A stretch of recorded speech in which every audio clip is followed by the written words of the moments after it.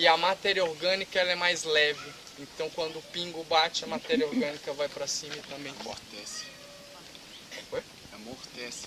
A matéria orgânica então amortece e o pingo bate na matéria orgânica, infiltra devagar e tem tempo de entrar dentro do solo, né? Então não só com as gotas de água, mas também com o sol, o vento, segura o solo. Segura o solo. O vento, quando a gente faz um canteiro, o vento bate nesse canteiro e o principal fator de secar os canteiros é o próprio vento, o vento frio, né, seco. Então, quando você faz a cobertura do solo, você mantém a umidade, como já tinham falado, né? E aí você precisa muito menos rega, né? Lá em Brasília, onde eu vivo, é muito, muito seco.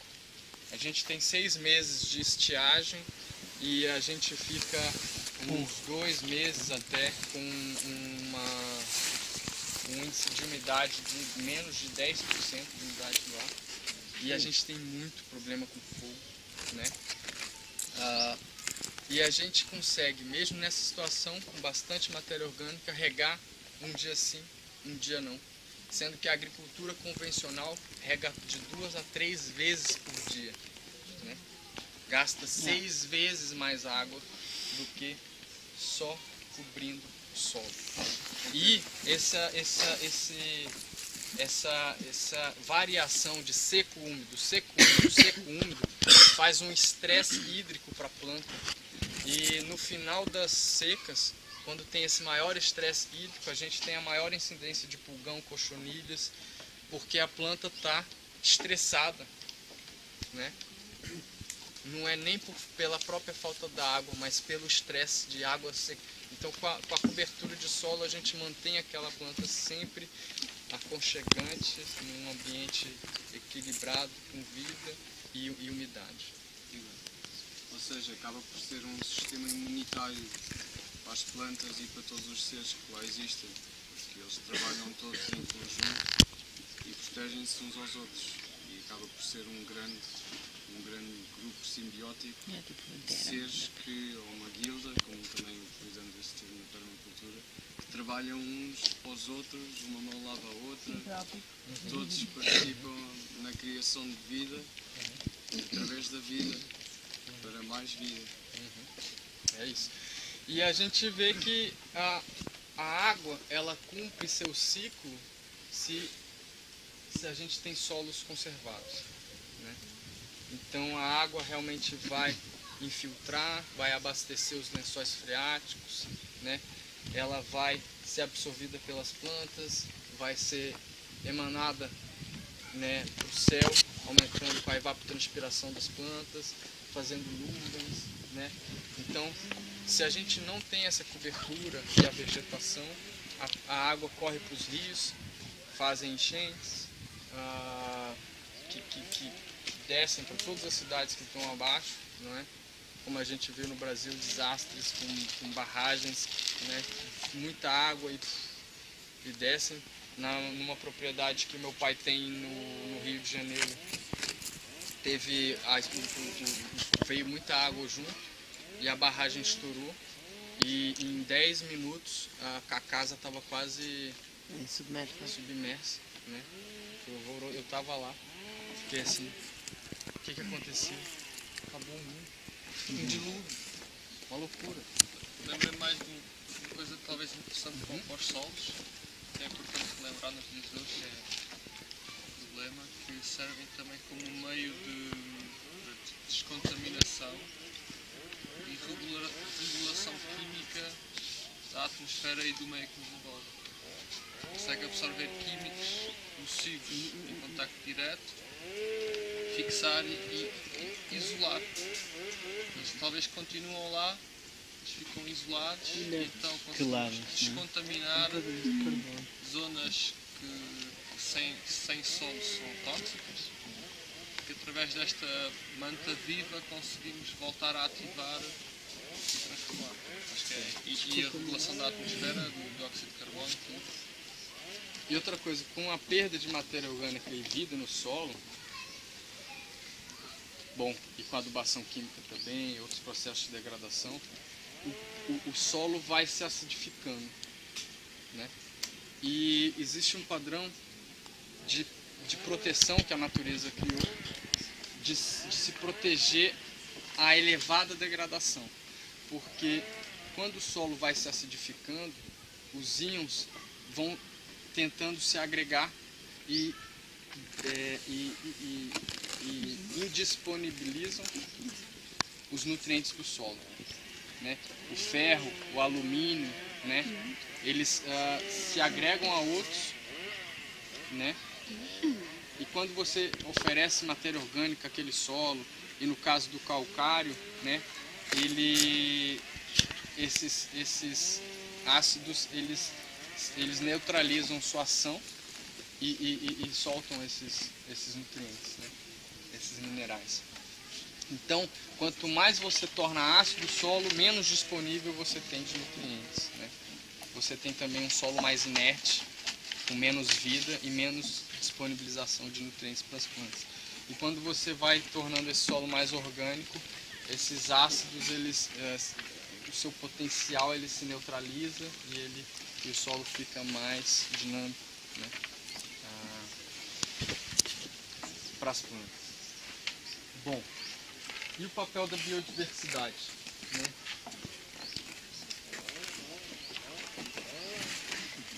Só uma questão.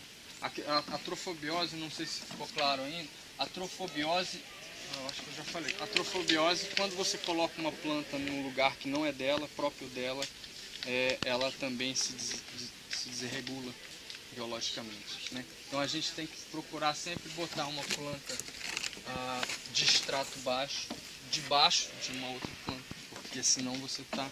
É o caso que a gente tem muito do café, né? Do cacau, né? Plantas que são muito cultivadas no Brasil, como extrato, como se fossem de pleno sol, mas são, vou explicar, mas são desse extrato aqui. Aqui são como os andares da floresta, né? As plantas de cima, que são de pleno sol, a gente chama de plantas emergentes.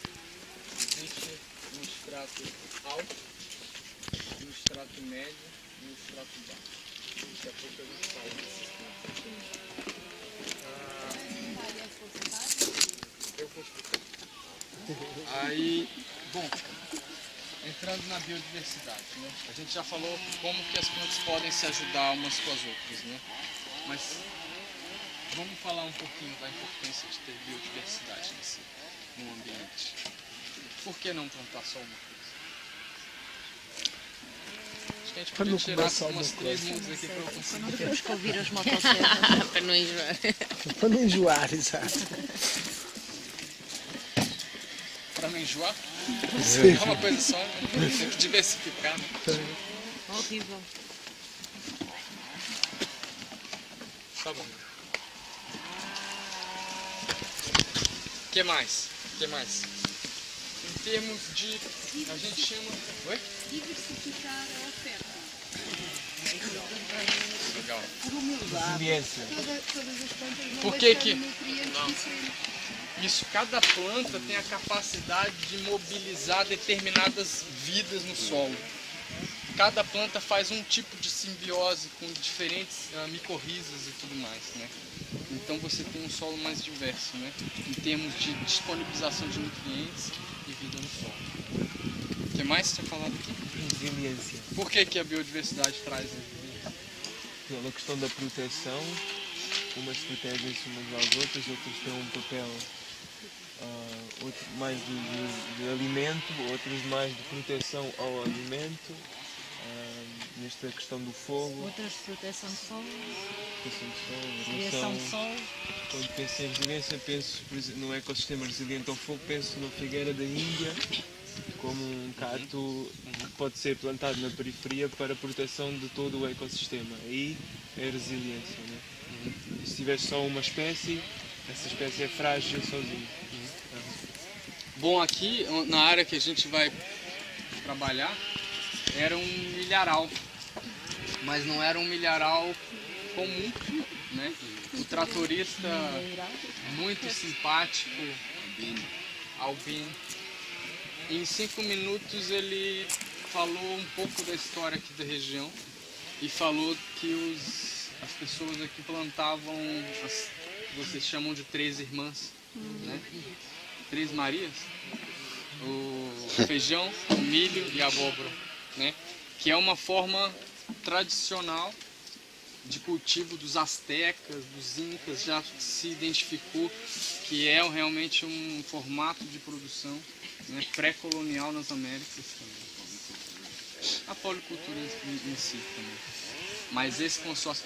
Mas bom, se você tem só o milho, né, os insetos que gostam de milho vão fazer a festa, né? Vão botar seus ovos ali, vão se reproduzir e em pouco tempo vai ter 1 milhão de lagartas comendo milho para todo lado, né? Porque você não tem um agente natural controlando essa espécie também, né? Não tem passarinho, não tem mosquinhas que colocam seus ovos na cabeça da lagarta, né? Um controle que a gente chama de controle biológico da área, né? Com diversidade, a gente tem diversidade de insetos e a gente tem um controlando o outro, né? Você não vai ter excesso de lagartas se você tem passarinhos, se você tem outras coisas que também alimentam outras vidas e esse equilíbrio sendo feito, né? Essa noção do todo que quando ensinam pra gente a cadeia trófica linear, né? O leão comendo o viado comendo a grama, e falam que a evolução é feita pela competição, né? E quando você abre aqui e você entende como que a vida é na nossa terra, a gente entende que a evolução ela se dá a partir da cooperação, né? As plantas conseguiram se evoluir porque elas criaram a capacidade de simbiose com os micro-organismos no solo, né? Um exemplo, né? Então, quando a gente começa a entender um pouco como funciona a sintropia, a gente supera esse paradigma de que a competição cumpre uma função na evolução humana, né? Na evolução do planeta, né? Na verdade, aquele leão, ele só conseguiu permanecer naquele sistema por conta do veado e o veado por conta do leão, né? Nesse equilíbrio ecológico, né? Então a gente tem que expandir essa visão e entender mais o todo, né? No processo de coevolução. E perceber também que o leão é a parte mais pequena, está 1%. Uhum. O leão é a parte mais pequena. Uhum. E mais frágil também. Se um morrer ali, todos morrem. É um processo de coevolução. Mas eu demorei muitos anos a perceber isso, e as pessoas diziam, não é? Eu punha a questão, não é? Sei lá, há 30 anos eu punha a questão, eu sou vegetariano. Uhum. Uhum. Não, o leão, os animais comem-se uns aos outros. Eu demorei muito tempo a perceber que os animais comem-se uns aos outros são a mais pequena porcentagem, senão nem funcionava o sistema. Uhum. Uhum. Estamos a falar É. Por que será que os carvalhos fornecem açúcares em suas folhas e as abelhas ficam aqui fazendo festas, comendo açúcares? Assim acontece. É a reciprocidade do sistema, né, dos elementos, um doando para o outro, e nesse processo o sistema se fortalecendo. E assim também na parte humana a gente deve pensar também. Sim. As pessoas é uma coisa que têm encontrado fósseis de plantas primitivas que mostram que a planta vascularizada, que tem raízes e que bomba, não é, os nutrientes, foi em facto um ataque de uma micorriza a uma planta e que criou uma simbiose. Uhum. Isso é bonito também. Isso. Né? Pensar que todas as plantas necessitam dos fungos e aperceberam-se do fungo como trabalhar. É.